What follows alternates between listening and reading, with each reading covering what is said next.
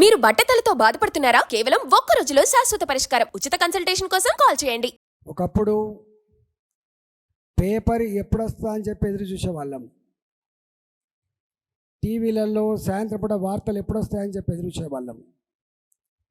ఇవాళ గొర్లకాడ కాపలా ఉండేటువంటి మా అన్న కూడా, నాటేసే మా అక్క కూడా, డ్రైవింగ్ చేసే మా ఆటో డ్రైవర్ కూడా, షాపుల్లో పనిచేసే చిన్న ఎంప్లాయీ కూడా వాళ్ళ చేతుల్లో ఉన్న సెల్ ఫోన్ ఒకవేళ ఆ క్షణంలో చూడకపోయినా అన్నం తింటప్పుడు, టైం దొరికినప్పుడు ప్రపంచంలో ఏం జరుగుతూ ఉంది, ఇక్కడ ఏం జరుగుతుందో క్షణాల మీద తెలుసుకోగలిగేటువంటి ఆ టెక్నాలజీ ఇవాళ అందుబాటులో ఉంది. కాబట్టి ఇవాళ ఎవరు మాట్లాడినా సోషల్ మీడియా గురించే మాట్లాడుతుంది తప్ప ప్రింట్ మీడియా గురించో లేదా టీవీల గురించో మాట్లాడే పరిస్థితి లేదు. ఎక్కడి దాకా పోయిందంటే, ఏ సోషల్ మీడియా ద్వారా అయితే అధికారంకి వచ్చిండ్రో అదే సోషల్ మీడియా మీద చిందులేసేటువంటి స్థాయికి దిగజారిపోయిన సత్యాన్ని కూడా ఈ మధ్య మనం చూసినాం. చివరికి ఎట్లా అక్కసు కక్కుతూ ఉన్నారు ఈ సోషల్ మీడియా వాళ్ళు, ఈ యూట్యూబ్ ఛానల్ వాళ్ళు. వీళ్ళకు తల లేదు, తోక లేదు, ఏది పడుతుందే మాట్లాడుతున్నారు, ఏది పడుతుందే పెడుతున్నారు అనేటువంటి మాట కూడా మాట్లాడుతున్నారు. దానికి ఉక్కిరి బిక్కిరైన మీడియా కూడా, ఏ మీడియా అయితే మేమని చెప్పి జబ్బలు చరుచుకుంటారో ఆ మీడియా కూడా వీళ్ళ మీద అక్కసు కక్కేటువంటి స్థాయికి పోయింది. అంటే సోషల్ మీడియా యొక్క ఎఫెక్ట్, సోషల్ మీడియా యొక్క ఇంపాక్ట్ ఎంత ఉందో నేను దాన్ని వివరించి చెప్పాల్సి లేదు. రెండవది, మనం సోషల్ మీడియా, భారతీయ జనతా పార్టీగా సోషల్ మీడియా, నాకు తెలిసి దీనికి 4 కర్తవ్యాలు ఉంటాయి. మన సోషల్ మీడియాకు ఉండేటువంటి కర్తవ్యాలు 4. ఒకటి, కేంద్ర ప్రభుత్వ పరంగా మన ప్రజలకు ఏదైతే మాట ఇచ్చినామో అవి ఆచరణలో చేసి చూపిస్తున్నామో దాన్ని ప్రజలకు చేర్చేటువంటి కర్తవ్యం మొట్టమొదటి నిర్వహించేది మన ఐటీ, మన సోషల్ మీడియా, మన మీడియా అని చెప్పి నేను భావిస్తూ ఉన్నాం.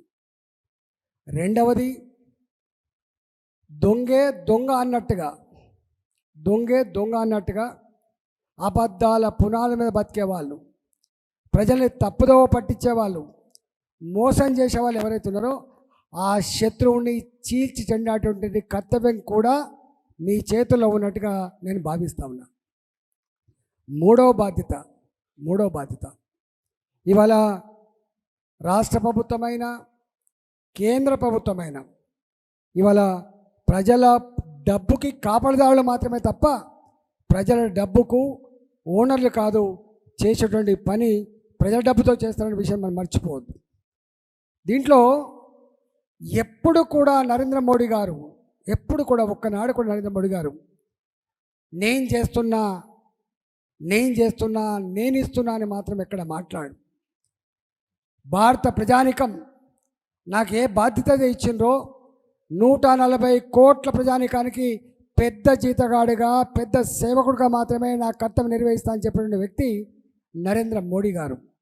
కానీ ఇక్కడ ఉన్నటువంటి ముఖ్యమంత్రులు, గతంలో పనిచేసిన ముఖ్యమంత్రులు కావచ్చు, ఇక్కడ ఉన్న ముఖ్యమంత్రులు కావచ్చు, నేను చేస్తున్నా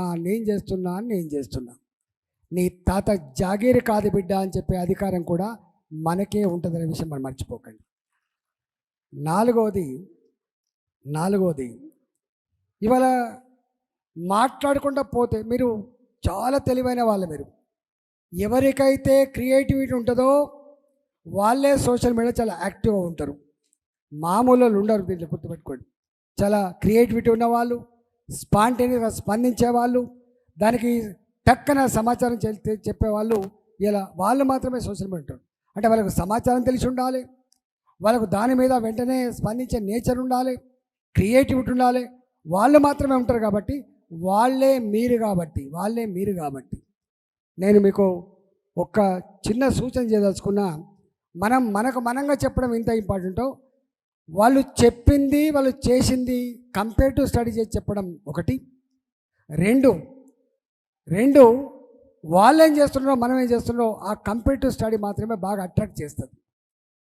మీరు నాడేం చెప్పిండ్రు, నేడేం చేస్తున్నారు, ప్రజలకు తొందరగా అర్థమయ్యేటువంటి మార్గాలు అవే. కాబట్టి ఎంత ఎఫెక్టివ్గా తక్కువ టైంలో తక్కువ లైన్లలో తక్కువ చెప్పడంలో ఎక్కువ కంటెంట్ ఎక్కువ ఇంపాక్ట్ ఉండే పద్ధతికి మీరంతా కూడా దానికి పదును పెట్టాలని మాత్రమే నేను సూచన చేస్తాను.